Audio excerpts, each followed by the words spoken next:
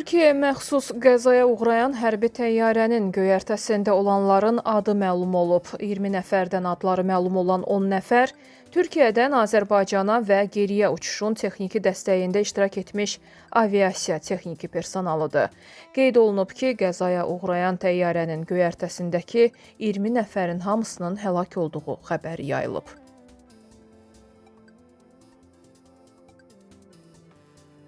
Türkiyə Milli Müdafiə Nazirliyi Gürcüstan ərazisində qəzaya uğrayan C-130 hərbi nəqliyyat təyyarəsi ilə bağlı növbəti məlumat yayıb. Məlumatda deyilir.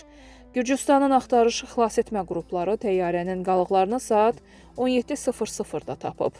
Qəza araşdırma qrupumuz hadisə yerinə gedir. Təyyarə qəzasının səbəbi qrupumuz tərəfindən qalıqların ətraflı araşdırılmasından sonra müəyyən ediləcək.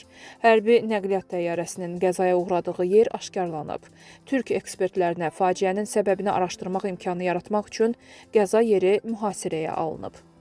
Türkiyə C-130 kargo təyyarəsinin Gürcüstanda qəzaya uğraması ilə bağlı axtarış xilasetmə işləri üçün bölgəyə Akıncı hücum tipli pilotsuz uçuş aparatı göndərib.